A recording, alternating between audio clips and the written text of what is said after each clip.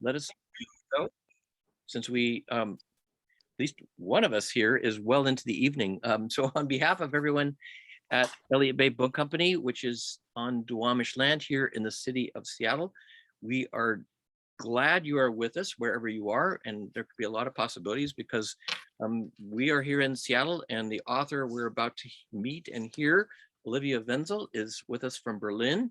On occasion of the publication one day ago, yesterday, in the US, the translated edition, a translated version of her extraordinary novel, published in the US, published in English as 1,000 Coils of Fear from our friends at Catapult Books.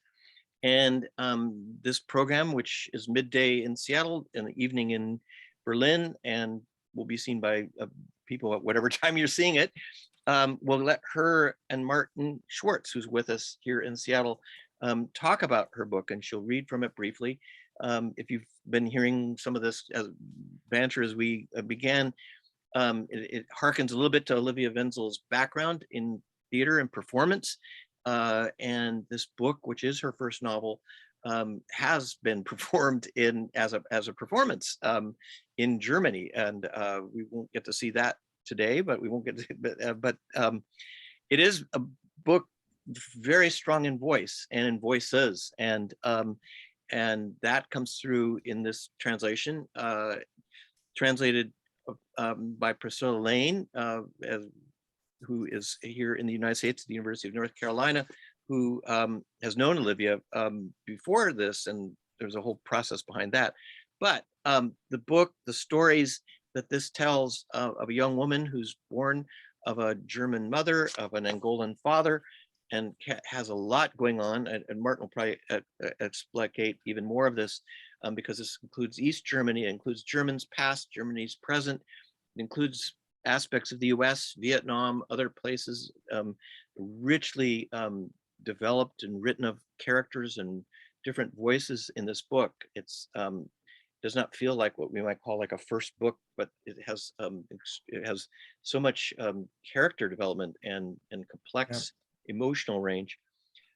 So today, Olivia and Martin will converse. Martin, I would say also at the outset as we begin, that when we first got word of this book and the possibility of doing something like this with Olivia, our first thought was our friends and colleagues at what's been the Goethe pop-up here in Seattle, Arabelle Leopold and Martin Schwartz, who's the program curator there.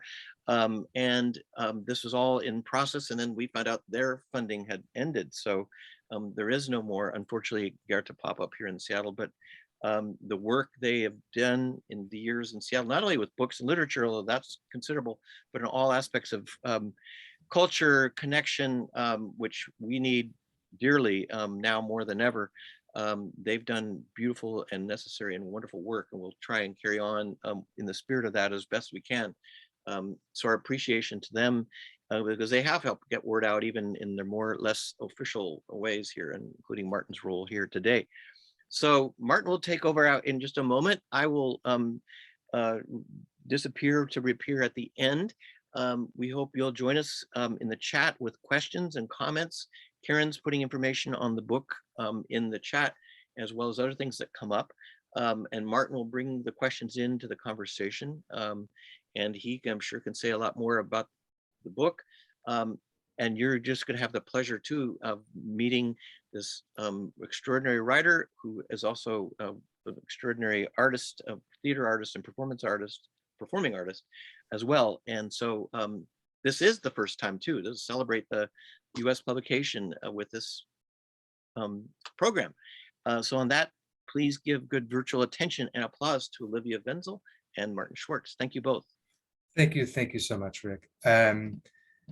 It's really meaningful. It's been tremendous to work with Elliott Bay, and I hope this won't be the last time. But I know that I am so happy for my last act as program curator at the Goethe Pop-Up Seattle to speak with you, Olivia, today. So thank you for taking the time of the evening. And thank you for writing this terrific book, which spoke to me in a lot of different ways. I'm also really honored that this is the first event with this physical book in the United States. I know. I want to touch it, but I cannot. She hasn't gotten her copy yet. So all of you who are within striking distance of Elliott Bay can actually potentially get the book before Olivia herself does.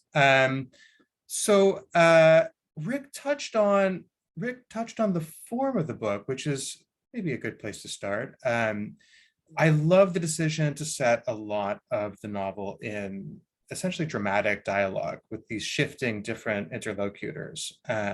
It really kind of heightens the tension between isolation and belonging that the narrator experiences, and it's inherently dramatic. And we know that you are a playwright. Can you talk about how you came to the form and what it means to you? Yeah, this might sound a bit cliched, but I actually feel like it came to me. It was in 2016 when I was in the US. I was invited by Priscilla Layne back in the days, who now translated it, to speak about a play that she perceived as Afrofuturist, and a play that I had done. And then, then Trump was elected.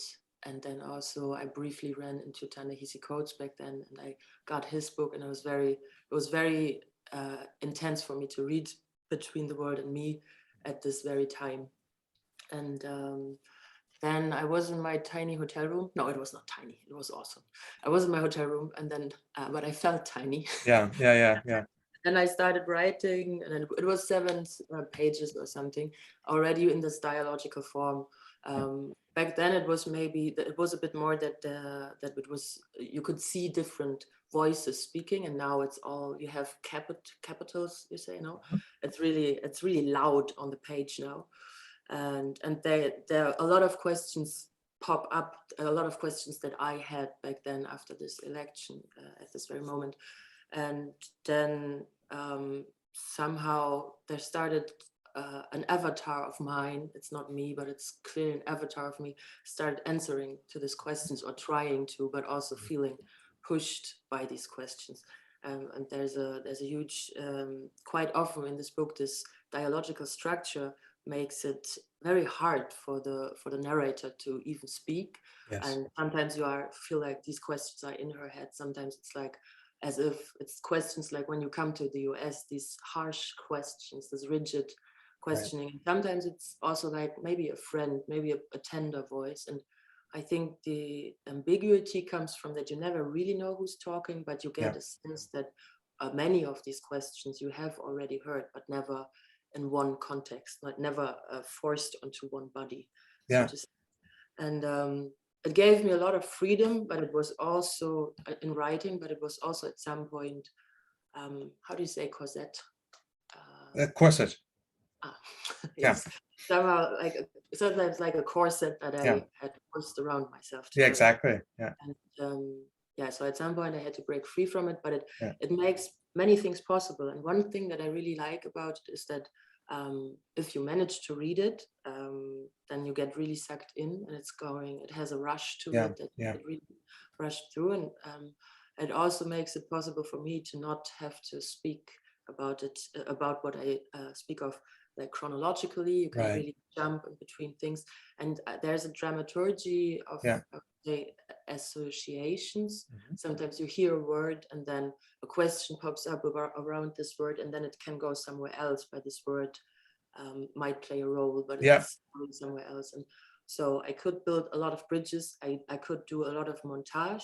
Yeah. And now as you read it, it feels like it's quite fast, but when I did it, I felt like I have 100,000 parts of a puzzle that I try to get together in many ways. Yeah. And so it's really effective. Yeah. So I come from theater. This is maybe writing dialogue is nearby, and I also come from music. So loud voices is also something that I like to work with. We've been talking about voice, and we've been talking about the structure a little bit, and so maybe it's a good idea to give folks a bit of an idea of what things sound like. Is there a passage you'd like to read? Yes, I would try to. Yeah, absolutely. Now I did all my academic talk. We'll get some more out of you later. Yeah. What is she talking about? Okay. So yeah, I will read something to you. It's quite early in the book, and then you get a sense of it. Concentrate. Traveling is the subject, loneliness a side effect. What else? Why loneliness? Why are you chewing your nails?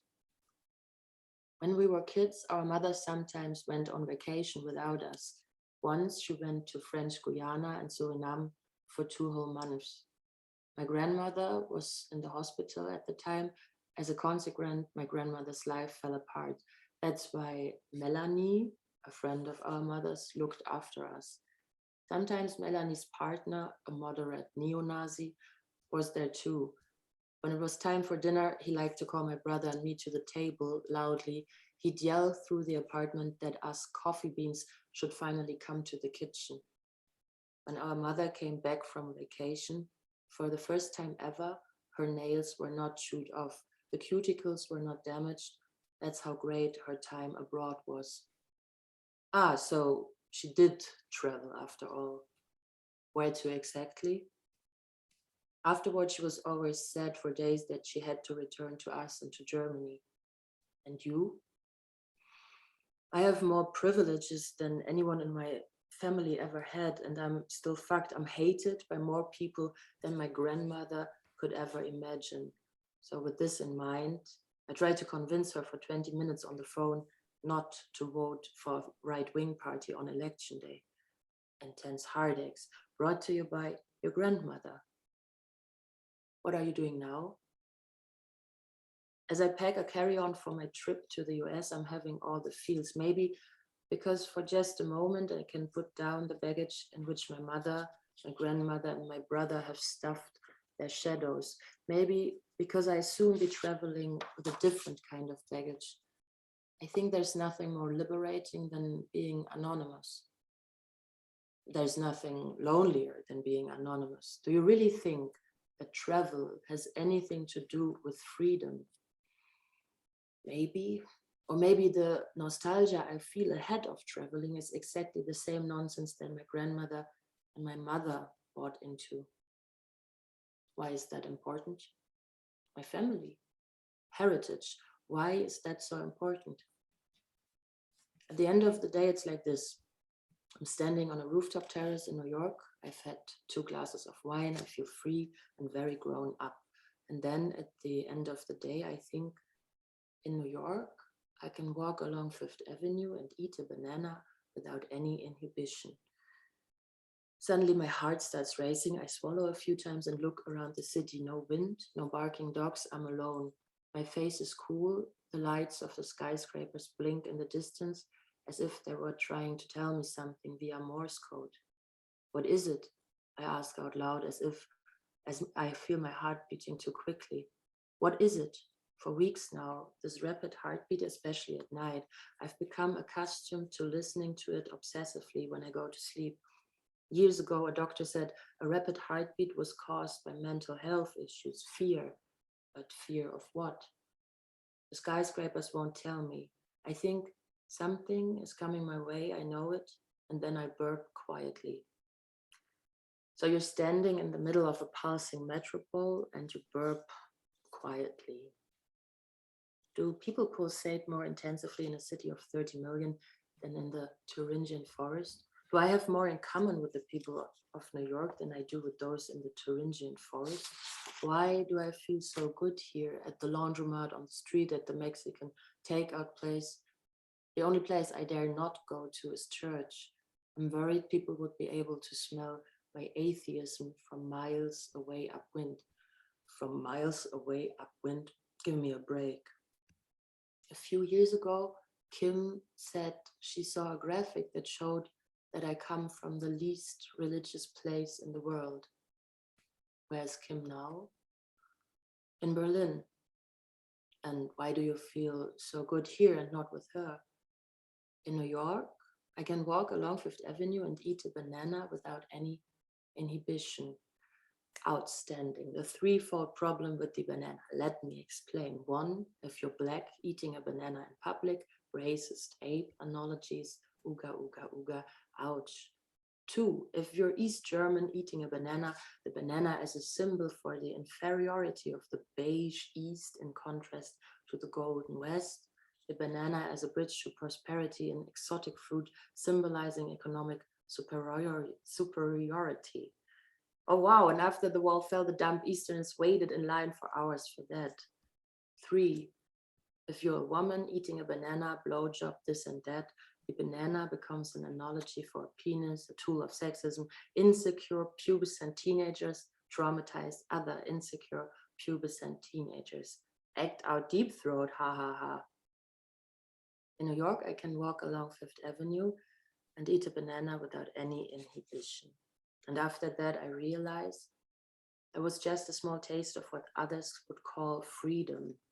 In New York, I stand around on a roof at night and stare nervously and cluelessly at the skyline that I know from movies and postcards. And after that, I realized it was just a small taste of what others would call the future. In New York, I think about my dead brother and miss him a little less than usual. And after that, I realized that could be a good thing. Thank you so much. Yeah. We're talking, at this point, the narrator is and is not in New York, which comes to mean quite a lot to her. And going through the book, you see that America actually comes up quite a lot, and it's not just a setting, it's not just geography, it's also a theme, and it's the country that shaped the form of kind of Black community and experience that's really meaningful to the narrator. Can you talk a bit about the role America means in the book, and perhaps to the narrator? Yes. Yeah, so at this point that we just were listening to, I think that's the first time she's really in there. It's America, New York is a setting, it's a scenery that she somehow feels comfortable in, and it's somehow there's a bit of hope in there. I think later on, this narrator is really, feels really welcomed in the Black community. But it also shifts, and I would say that is quite similar to the experience I had that when I was traveling through the US 2016, but also later. I felt that it is such a powerful Black community there, and it's so nice to be so welcome. Yet I also felt like I'm a tourist of this Blackness. So this.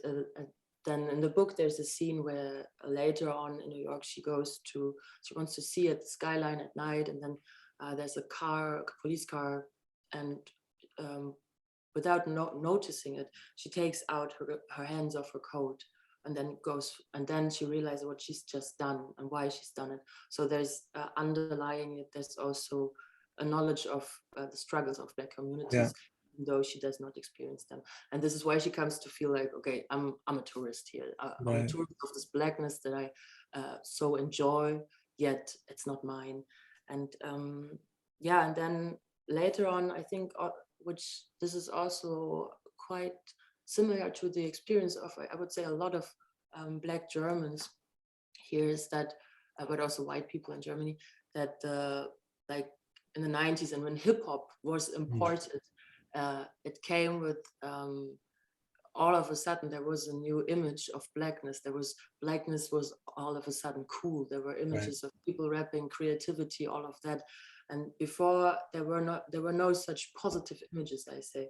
There was, like, in Germany, there are like some Black people that you could see in TV maybe or so, but it was very rare and often very painful to look at them. Yeah. That's another story. So this I feel is for the social, wie sagt man Sozialisation? Sorry. Socialization. Yeah. Socialization. It's always the same words. Yeah. Just pronounce them differently. This is how language works. Yeah. Okay. Yeah. And then see, this is very important for socialization, for the music also, but also to see herself differently, and to get, but also in becoming Black, it plays a huge role. But also later on, when she's traveling to Angola to see her father, she notices that it's so absurd that all over the place people wear these 50-cent t-shirts and listen to Jennifer Lopez and so on. And she notices that in this huge export of American culture, US American culture, there's also a dominance that is weird, because there are images, for example, of these gangster rappers exported all over the world, and people suck them in without noticing that there's also something weird in it and just copying it. But the circumstances are differently. So she reflects a bit about that, and I would say this is maybe and then at the end, when we are more in Vietnam, of course, then there's also the very ambiguous, problematic role of the US that comes in. Problematic to say the least. No, that's really helpful and really cool. And to those of you who haven't read the book, which would be everyone who is an English language reader, I really encourage you to pick it up, because it'll make you think about this country from a new set of eyes. And I really appreciated that. So we've talked a lot about your past as a dramatist. How did, and a little bit about how you the book came to you, but what was the process of writing the novel? You know, obviously there's a lot more feedback that one gets in the process of dramatic writing for the most part. Did you write this book alone? Did you work closely with an editor? How quickly did it come? How did that look? Yeah, I met my editor quite early on. I was invited to a literary festival in Germany, and they said, could you imagine doing like a 50 minutes program for us? Then I had this text that I just referred to, like 7, 8 pages. And then I put more stuff around it that I had somewhere, like stuff that was maybe a bit more personal. And then I hadn't found yet a way of dealing with it in, let's say, a play. And then I did this reading, and a lot of people loved it. And then immediately I met many people from the business, and they suggested I could produce more of this, then this could be a book, but this would not have been my idea back then. I thought this might be something, because I read it with an actor and a dear friend of mine, and I felt this might be something you do with similar voice, with different voices, that maybe would be a work of audio somehow for a podcast. But then I started believing the new business voices, and all the people who love literature and work in it. And then I started working with my editor, Albert Henrichs, who is very dear to me. He's a very diplomatic man. His name sounds like he's much older than me, but he's not. Albert is my age. And I also come from collective working in theater and from performing with others, also with our buddies.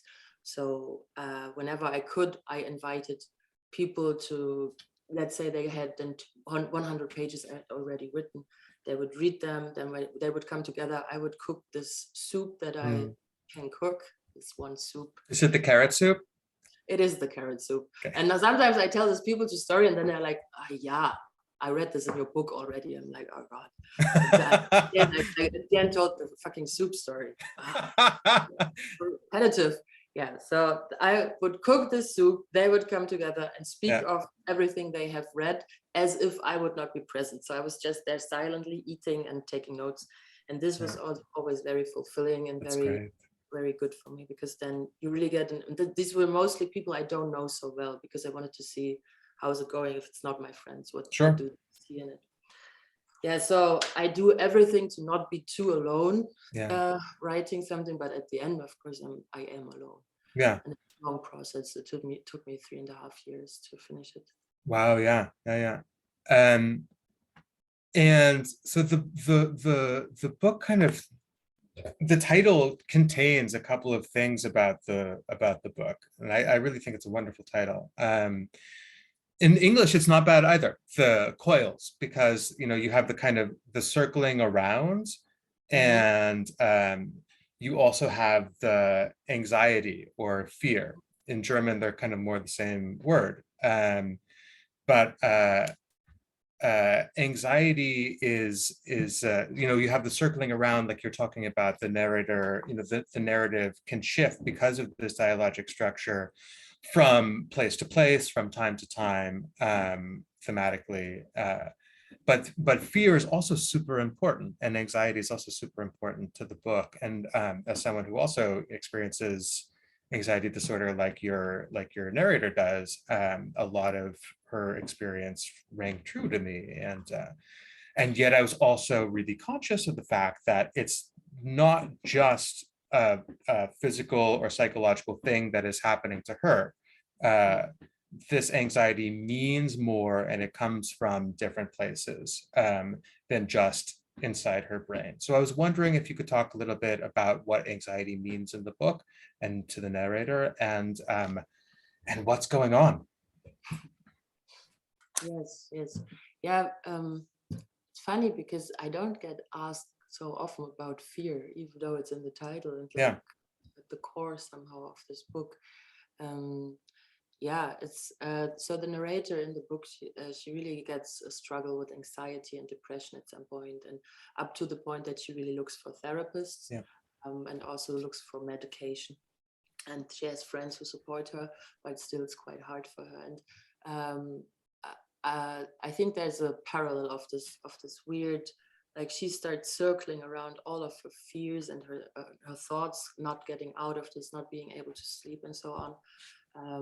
With the title, but the title also refers to, I think, the way the novel is told, that it always or quite often takes detours. You know, there are questions asked, and then there's a detour up, and there's a lot of the strategy to try to vermeiden. How do you say? Avoid. Yeah, to avoid, like to get to the real hard things. But yet at some point you cannot avoid them anymore. Yet if you always go in circles, you arrive at some point, or in spirals. There's no way around it. So yeah, this is maybe the structure. And she looks for therapists. She looks for therapists of color. She does not find any. And this is something that might be slowly changing in Germany, but for example, you in the US, you have even a word, you have the John Henryism syndrome, you have a word for people who suffer a lot under the threats of racism, the threats to their soul and to their bodies. And in Germany, there's not even a word for this, and not even an awareness that this could also be a real thing, a problem. And so she looks for therapists, she doesn't find some. And when she goes to some therapists, they even start in trying, wanting to help her to say even more racist shit. So it's really, I was pretty shocking. And this is all quite rooted in reality. It's not only my experiences, but it's quite common. So it's just like the other day someone told me there is a new therapist, she's of color, but if you go to the rating to her, it's like everyone wants to her. It's like the half of Berlin's POC people are like, we need to get to this one person because she's the only person. So there's a lack of good therapy, and it's as you said, there's the fear roots in different comes from many places. It's the loss of a brother that very young took his own life, and it's this very tricky relationship that the narrator has with the mother. The mother used to be a punk in the GDR, so somehow she was also marginalized, but out of choice, but still imprisoned then later, and a very troubled soul, and with a very weird relationship towards her daughter. So it's really, there's not so much love between these two, and there's a huge, I would say, the narrator experienced a huge lack of love in growing up. And this continues throughout the narrative. And then, but still, there's the, let's say, inner racism, inner family racism with the grandmother who's dearly loving this narrator, but yet she cannot overcome certain stereotypes in her behavior, or in the way she thinks or speaks of people, for example, people of Vietnamese descent, and then they have an arguing about it.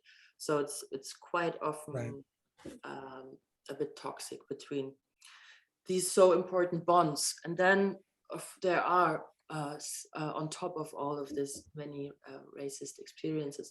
Like there's a term now in Germany, it's been around for a while, that after the wall came down in the former East, people call these the years of the baseball bad, you say, Yep. the Missbrauchsschlägerjahre. So because many people had these things back then, many people were really involved in a lot of violence, and there was a lot of outspoken fascism, neo-fascism in the streets in the East. And this is also something where the narrator and her brother made a lot of very bad experiences.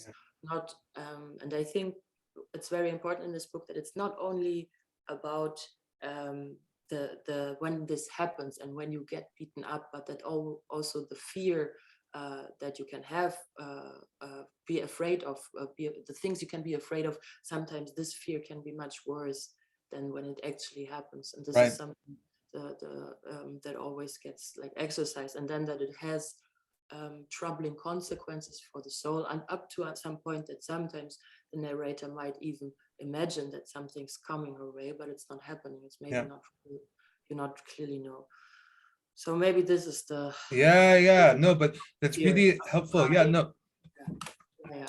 There's a generative quality to the anxiety in a way, and as you talk about, it's the fear of something happening that becomes slowly worse than the thing itself, but it's also kind of imaginative. And I mean, for example, there's also this, for example, there are moments like when the narrator thinks that there might be an Islamist terroristic attack, and then she really has a suspicion that this guy who does something that she's not seen before might want to kill her, and then she notices, no, he was just praying, and then he went back to his family. But in this time, the narrator already kind of called the police on him on an airport. It was on an airport, and so it's also this the dark shadows that how it can affect you, that you then also start not mistrusting others. And also othering others.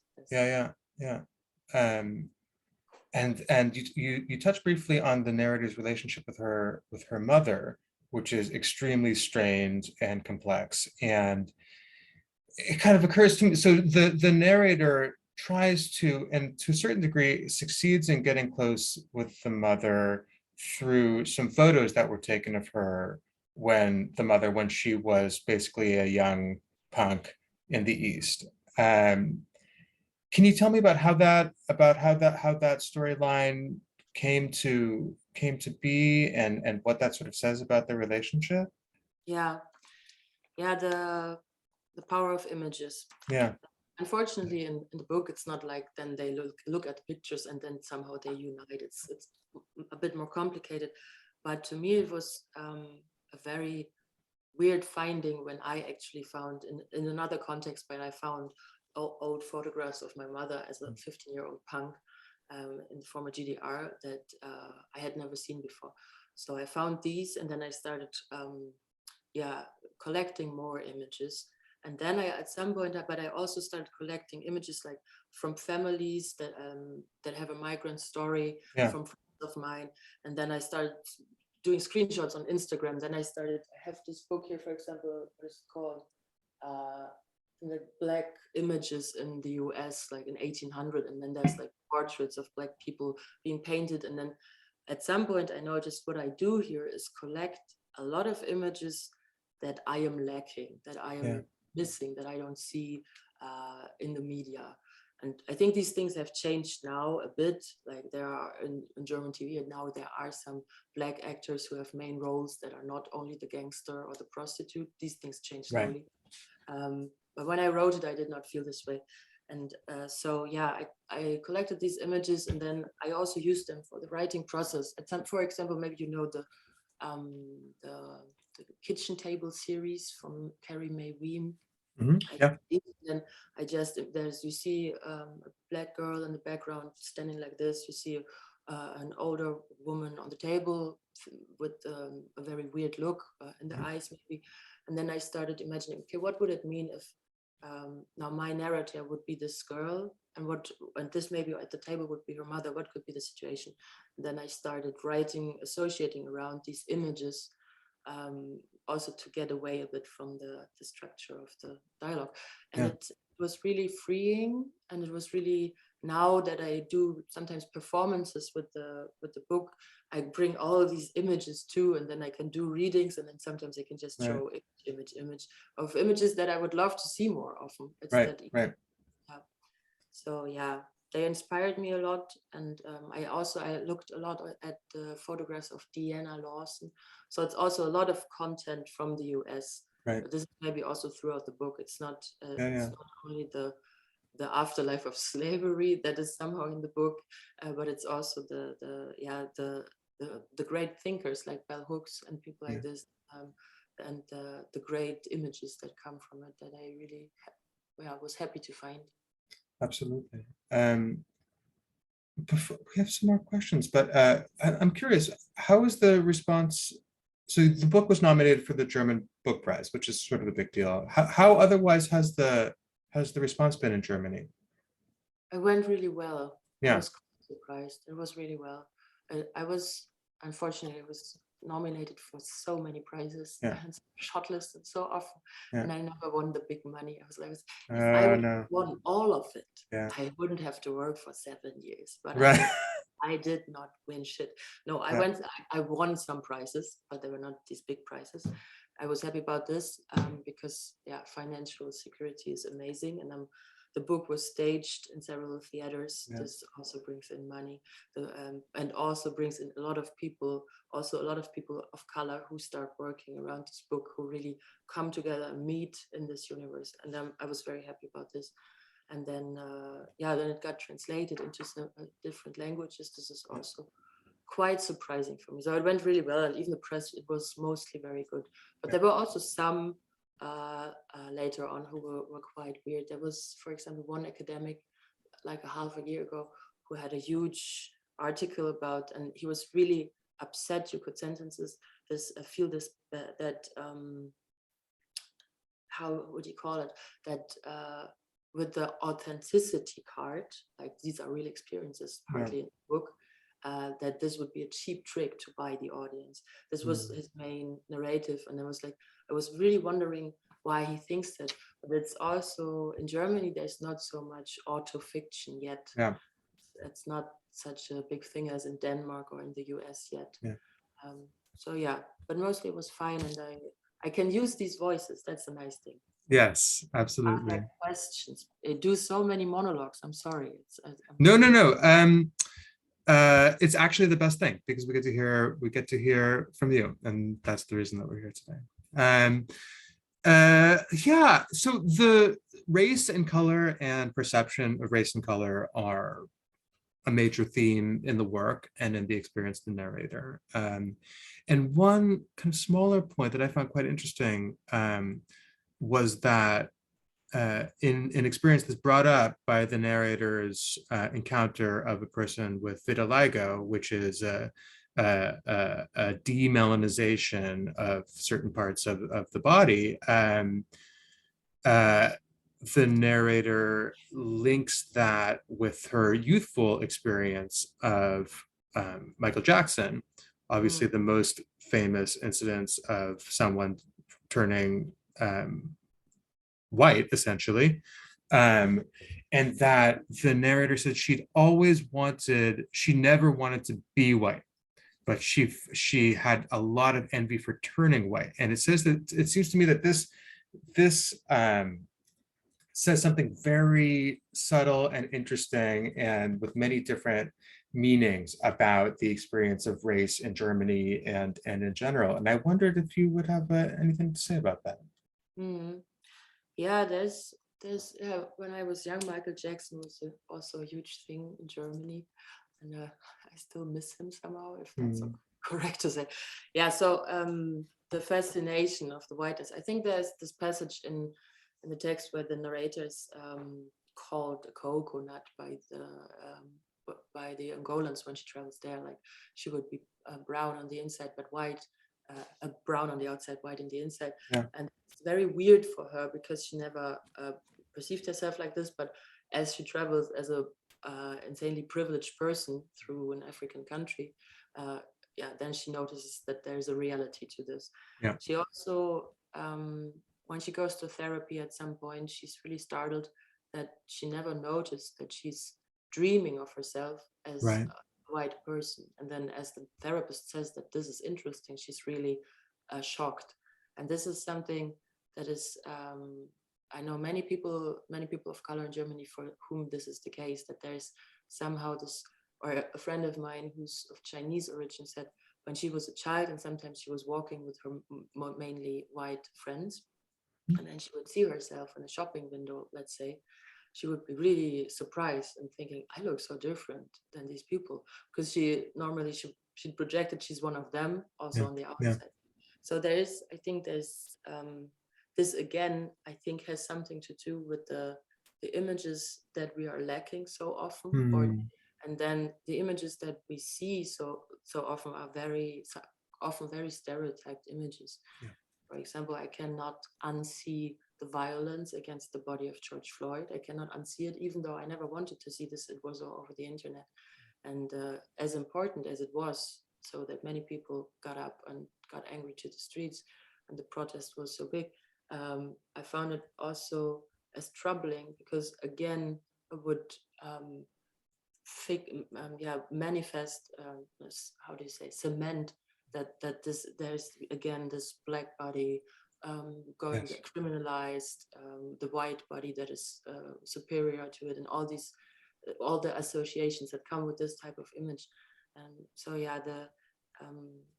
I think that there's a relation between this but in the end, of course, there's a wish of belonging to the society that's made white, and this is where this comes from, and these are like symptoms that you then can see.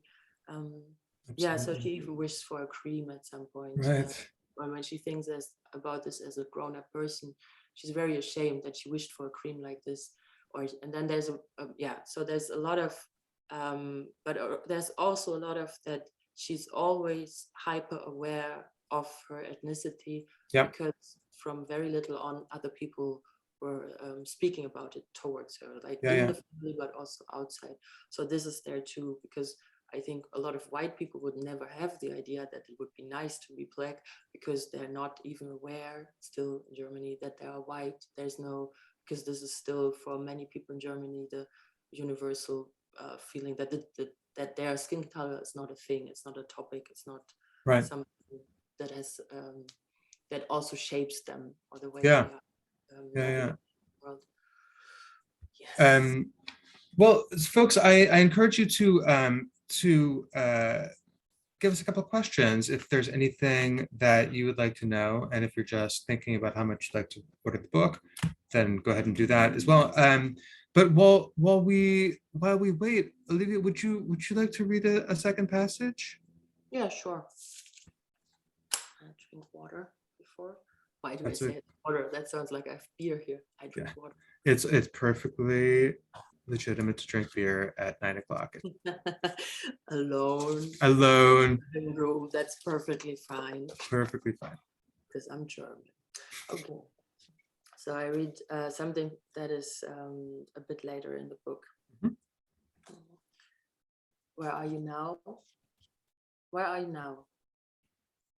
The day before yesterday, I was out to eat with Henning around the corner from my place, Chinese. Who is Henning? After we've been eating, we get the obligatory fortune cookies. When I take the cookie out of the crinkly golden foil, I think that there's probably no one else in the world who likes fortune cookies for the cookie, for the taste. Yes, that's the most miserable snack that was ever invented, correct? Besides rice cakes, maybe. My fortune reads, he who digs a pit for others will fall in himself. Do you believe in this kind of justice? No. Nevertheless, the phrase strikes a chord. My German grandmother fell into a hole 7 years ago.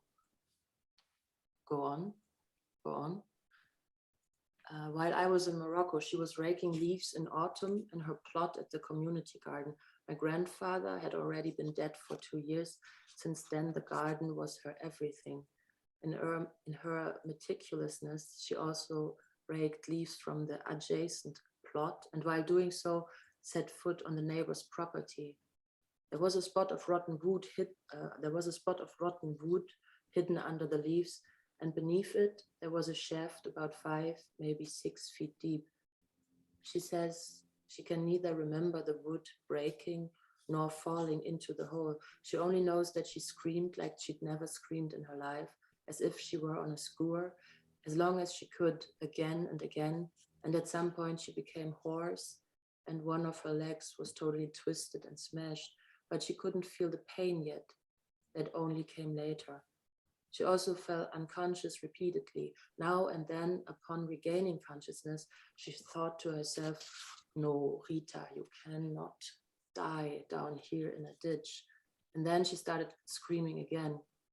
That was as if I had been saving up my entire lifetime for those screams. My voice no longer sounded like my own. And then at some point I thought, oh boy, Rita, now you really are going to die down here. Did her screams sound like your mother's screams on the phone when you told her about your brother's death? Shortly before night fell, a neighbor who had forgotten something in her garden shed and came back for it in the evening found my grandmother. Even now, my grandmother calls her a guardian angel. A helicopter brought my grandmother to the hospital. In the following years, she had 5 operations. Compound fracture, very complicated. Time and again, they put new wires and rods in her leg that had to be broken and again and again. Why is it that you've never broken anything? Luck. When was the last time you were in the hospital? Last week, right after I visited my grandmother for an entire day. In the middle of the night, I was suddenly convinced that I wasn't really pregnant, that it was a false pregnancy or something.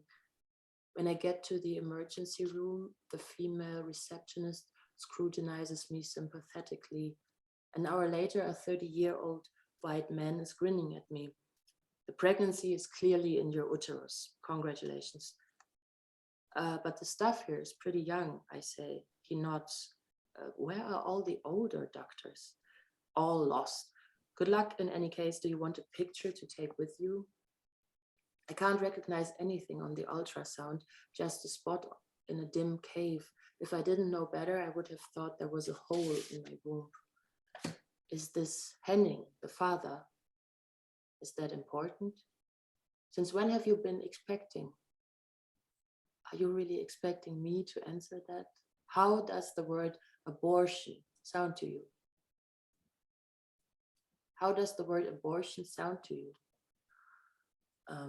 Like a warm invitation, maybe, from a person who I always thought couldn't stand me and that I couldn't stand them either? And do you want to accept it? Until here. Thank you. The word abortion obviously has a lot of new and troubling associations in the US these days. And I understand and there was also a parallel, not related development in Germany. Do you want to say anything about that? Yes. Yeah, this is, I thought I took this passage out because it maybe speaks a tiny bit to the moment, because for the narrator, clearly it's absolutely possible to think about an abortion, because that's absolutely possible in Germany. In Germany, it's been, by law, it is still forbidden to terminate a pregnancy, yet there's a sneaky thing on top. It's called the paragraph 218, that it's forbidden, but then they added something for already in the 70s, and that says up until the 12th week of the pregnancy, a termination is allowed. So if it's done, you don't get criminalized. And I think on the when was it, the 24th of June, when the shitty thing happened in the US, in Germany, they got rid of another paragraph. It was called paragraph 219A. And up until this point, it was forbidden for doctors or whoever to advertise for termination and to really, like, say, give out brochures, go to schools and speak about it. So this was always quite sneaky, because you might go to a doctor who could not openly advise you, yet it was clear that you could get an abortion. So this is it's a big step in Germany that happened on the 24th of June, that now this paragraph they got rid of, so they can advertise now. Yeah. This is legal now. Yet the old core remains that it's still by law forbidden, yet it's still possible. So you don't, it comes with impunity. And yeah, so I think later in the book, the narrator is pregnant and really has to ponder what to do, how this could impact her life and so on. And she could not think this freely about it if there would not be the option that she could also terminate it. And also later on, she realizes as she falls down somewhere, she really has a fall as she falls, and then she notices she's so worried that something might have happened to that fetus that she wants to keep it. But it is, for her, it's very important that there is this option, and that at the beginning, this option of an abortion is okay to think about. So yeah, I'm very, very sad what happened in the US, and I'm quite happy that it's very different in Germany. Yeah. Well, the future is unwritten, and we'll see what happens. But it's a troubling time. I don't know, maybe a last question. Do you want to just say in general terms how it came to be that your book was translated by Dr. Priscilla Layne? That's nice move, Martin. That's because the Goethe Institute funded it. Ah, how interesting. Yeah. What a surprise. You didn't know? You knew. Of course you knew. No, so I think it was sold to Catapult quite early on. I think I was not finished yet with it back then, and then they chose Priscilla because she already knew my work. She was the person who invited me back then. She has not been translating before, so I think it was quite challenging for her. And later on, as I became a huge pain in the ass because I was not happy with the translations, As you should I be. also was challenged. Everyone was very challenged. This is how you put these things. Yes. It's so rewarding, so challenging. Yes, and then it was translated, and I was really happy about this. And now I'm really looking forward to get it. I was invited to places in the Netherlands and in Denmark, and it comes out also in Norway. This is really surprising for me. Yeah. I'm not sure yet why in Scandinavia it happens, but it's really cool. Yeah. And I've been to really nice festivals, and now I'm looking very much forward to go. I think I'm invited to Toronto. Great. So it's not the US, I know, but still, now some things are happening, and I would never have thought that this would be possible as I wrote it. Well, I am so glad that you did write it, and that I really hope that all of the awards that you were nominated for, the next book you write will win them. I'm quite confident, and I want to thank you for sharing your time with us today, and for these lovely answers, and for sharing this book with us. So thank you also to Elliott Bay. Thank you very much for having me. It was nice. And for us at Elliott Bay, thank you both. Martin, it's been wonderful hearing you, and I know this is the last time in this guise you'll be doing this, at least that we know of, but we hope to do other things with you down the road. Olivia, this has been a marvel and again, an honor that, really to be doing the first program one day in. If you're coming to Toronto, I wonder if they've got plans for you to come to Vancouver, though, they have a festival in October. I don't know when you're coming to Canada, but Vancouver is quite close to Seattle. We're close to there anyway. We'll see. Maybe we'll get you to this part of North America, or maybe you'll get yourself to this part of North America sooner than we realize. But good luck with everything else with this book's many lives. The other countries it's going into, I think it's going to have a real readership for us here in Seattle, but elsewhere in the U.S. and with wherever else it goes. And it's been wonderful. And there's so much in this book, really, that you two have begun to unearth, but it's there even more as you read it. It's a beautiful book. Thank you. Thank you so much. Yes, good travels.